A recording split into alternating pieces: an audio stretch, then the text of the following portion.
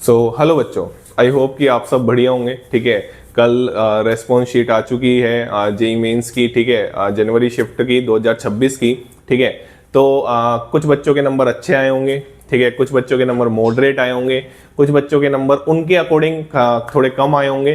तो जिनके भी नंबर जो थोड़े हताश हैं, ठीक है, जो ऐसा सोच रहे हैं कि मेरे तो बहुत कुछ गलत हो गया मेरे साथ, तो मैं केवल उन बच्चों को यही बात बोलना चाहूँगा कि बच्चों, है ना, वो एक आखिरी पेपर नहीं था, अभी आपको बहुत सारे पेपर देने हैं। ठीक है, हाँ आपको दुख होना चाहिए था, आपने दुख मना लिया, ठीक है, अच्छी बात है, लेकिन वापस अपनी एक नई जर्नी में लग जाइए। क्योंकि आगे आने, अगर आप केवल वही सोचते रहेंगे तो आगे आने वाले जो पेपर हैं, चाहे बोर्ड का पेपर हो गया और 12th वालों की अगर मैं बात करूं, ठीक है, चाहे जेई मेंस अप्रैल शिफ्ट वाला हो गया हो, चाहे जेई एडवांस हो गया हो, तो वो आप खराब कर देंगे।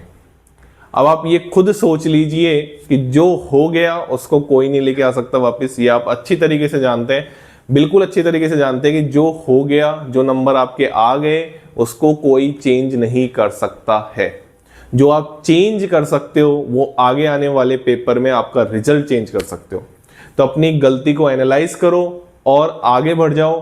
टाइम वेस्ट मत करो, रोने में टाइम वेस्ट मत करो। ठीक है, क्योंकि हर एक मिनट बहुत इंपॉर्टेंट है जब तक जेई एडवांस नहीं आ जाता।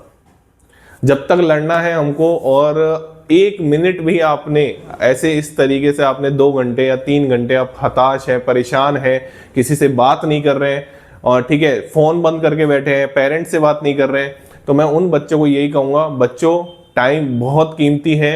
हो सकता है कि कोई दूसरा बच्चा उस टाइम पे पढ़ रहा हो। ठीक है, तो आपके जितने भी नंबर आए हैं उनको एक्सेप्ट कीजिए। ठीक है, कि हाँ ठीक है, मेरा ये स्कोर आ गया है, अब मेरे को आगे क्या करना है।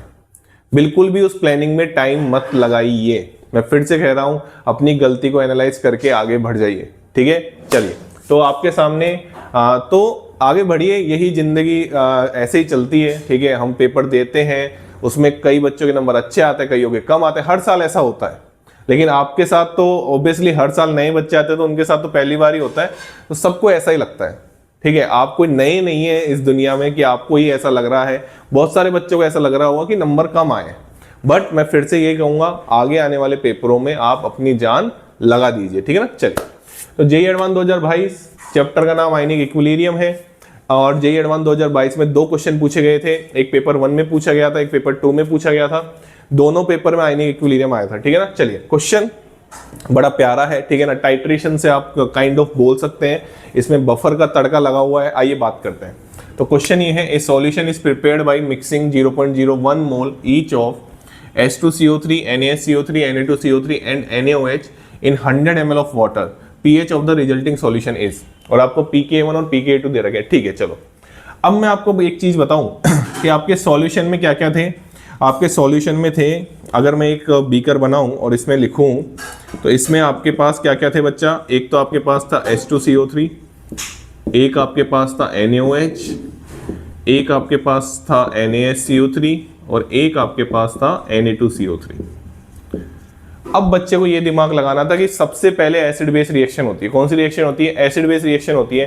तो सबसे मोस्ट एसिडिक ये और मोस्ट बेसिक ये। अरे भाई मोस्ट देखते हैं, ठीक है ना। तो मोस्ट एसिडिक ये, मोस्ट बेसिक ये दोनों आपस में रिएक्ट करेंगे। तो ये दोनों जब आपस में रिएक्ट करेंगे बेटा, तो H2CO3 प्लस NaSCO3, नहीं सॉरी क्या बोल रहा हूं मैं, NaOH। यहाँ पे क्या आएगा? NaOH। H2CO3 plus NaOH। हाँ भाई क्या बनाएंगे, जल्दी से बोल दो। यहाँ पे बनेगा NaSCO3। डायरेक्ट Na2CO3 मत बना देना भाई, ठीक है। उसका pKa1 देख लो, Ka1 बहुत कम है, वीक एसिड है, टुकड़ों में टूटता है, एक साथ नहीं टूटता है, ध्यान रखना। पता चले Na2CO3 बना रहे हैं, ठीक है, ऐसी गलती नहीं होनी चाहिए, ठीक है। NaSCO3 plus H2। हाँ भाई कितने मोल है इसके? 0.01। हाँ भाई इसके कितने मोल है? 0.01। दोनों खत्म हो जाएंगे? अरे दोनों खत्म हो जाएंगे ना। हाँ भाई ये कितना बनेगा? ये बनेगा 0.01। अब सॉल्यूशन में क्या क्या बच गया, ये बात समझ में आ गई यहाँ तक। अब सॉल्यूशन में क्या क्या बच गया बताओ। H2CO3 और NaOH तो खत्म। अरे बोल दो ना यार, H2CO3 और NaOH तो खत्म हो गया, ठीक है। चलिए बताइए, NaSCO3 पहले से बीकर में कितना था? 0.01 तो पहले से ही था। क्वेश्चन ने बोल रखा है ईच ऑफ, पढ़ो क्वेश्चन ध्यान से, ईच ऑफ, ठीक है ना। चलिए तो अब कितना बन गया? 0.01। तो टोटल कितना हो गया? 0.02।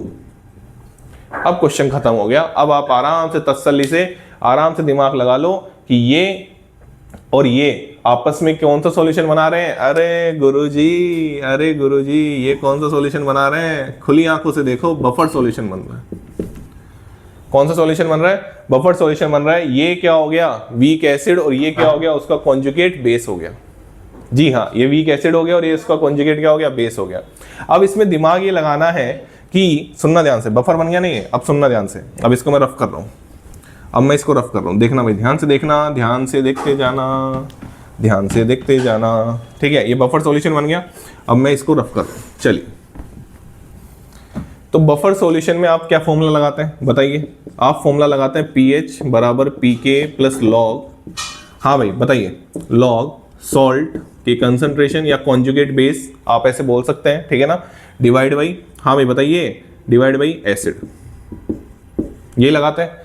अब इसमें पता है बच्चा, एक दिमाग लगाना था। आपके पास जो बफर बना है ना, वो बफर बना है SCO3 minus and CO3 2 minus का बफर बना है, इसका बफर बना है ना।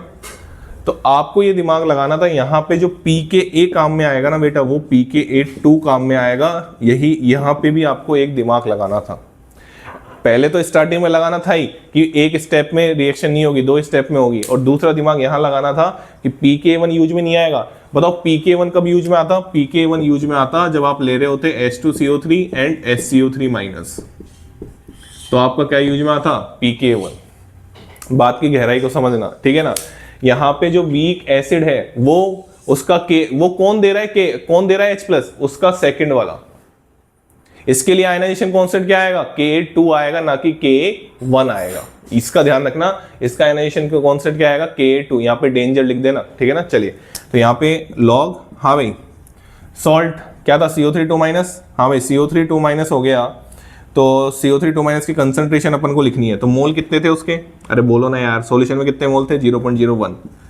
हाँ भाई, वॉल्यूम तो सेम है, वॉल्यूम तो कट जाएगी, वॉल्यूम की टेंशन मतलब, वॉल्यूम सेम है 100 ml, ठीक है ना।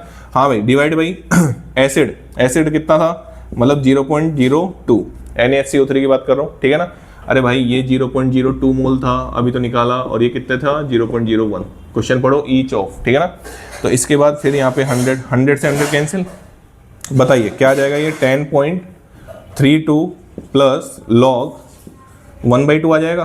तो ये आ जाएगा आपका 10.32, और log 2 की वैल्यू देखो, क्वेश्चन में जो जेई देना वही आपको यूज में ले ली है, अपना दिमाग मत लगा देना उसमें।